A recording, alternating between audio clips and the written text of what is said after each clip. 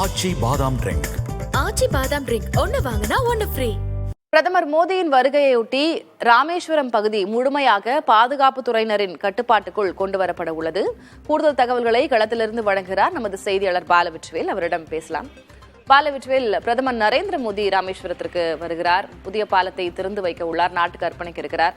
பாதுகாப்பு ஏற்பாடுகள் எந்த அளவில் இருக்கு? எது போன்ற பாதுகாப்பு ஏற்பாடுகள் செய்யப்பட்டிருக்கின்றன? பிரதமர் மோடி இங்கு வரும்போது அவருடைய நிகழ்ச்சி நிரல் என்னவாக இருக்கிறது?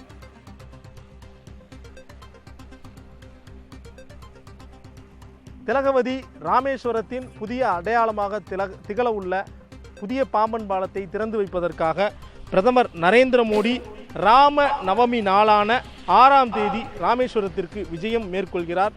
அதற்கு முன்னதாக இலங்கை சென்றிருக்கக்கூடிய பிரதமர் மோடி நேரடியாக ஹெலிகாப்டர் வழியாக மண்டபத்திற்கு வந்திறங்க உள்ள பிரதமர் காலை 11 மணிக்கு நேரடியாக ராமேஸ்வரத்தில் பாம்பன் பால திறப்பு நிகழ்ச்சியில் கலந்து கொள்கிறார்.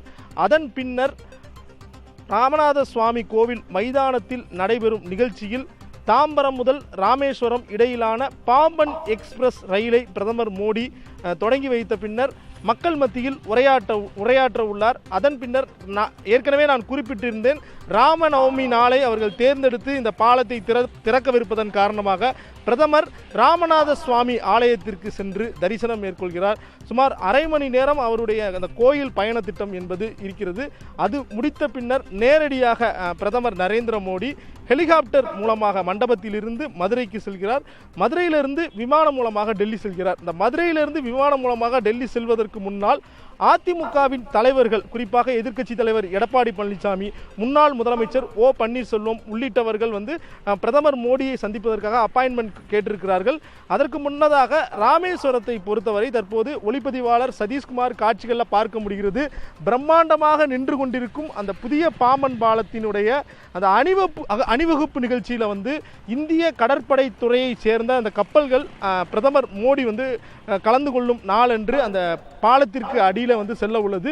மேலும் அந்த தாம்பரம் ராமேஸ்வரம் ரயில் இந்த பாலத்தின் வழியே செல்வதையும் பிரதமர் மோடி பார்வையிடுகிறார். இதன் காரணமாக அந்த பாம்பன் பாலம் முழுவதும் தற்போது சிறப்பு பாதுகாப்பு படையினருடைய கட்டுப்பாட்டின் கீழ் வந்திருக்கிறது. 2 நாட்களுக்கு முன்னதாகவே பாம்பன் மற்றும் ராமேஸ்வரம் மீனவர்கள் கடலுக்குள் செல்ல வேண்டாம் என தடை விதிக்கப்பட்டிருக்கிறது.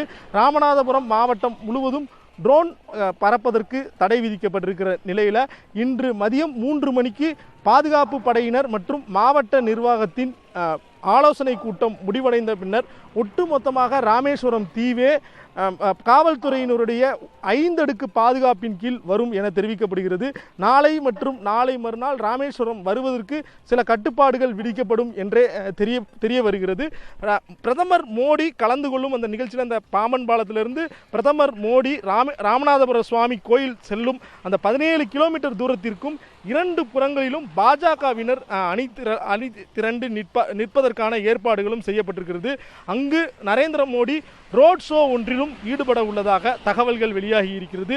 பிரதமர் மோடி தற்போது இந்த ரயில் திட்டங்களை தொடங்கி வைப்பதோடு மட்டுமல்லாது ஒரு ஆன்மீக பயணமாகவும் அரசியல் பயணமாகவும் தமிழ்நாட்டில் விஜயம் செல்லவிருக்கிறார். திலகவதி, பாம்பன் புதிய ரயில் பாலம் மக்கள் பயன்பாட்டுக்காக அர்ப்பணிக்கப்படுகிறது. பிரதமர் நரேந்திர மோடி இதனை திறந்து வைக்கிறார். அதன் அருகிலிருந்தே களத்திலிருந்தே விவரங்களை வழங்கியிருக்கிறீர்கள். நன்றி பாலவிட்வேல். ஆச்சி பாதாம் ட்ரிங்க். ஆச்சி பாதாம் ட்ரிங்க் ஒன்னு வாங்கினா ஒன்னு ஃப்ரீ.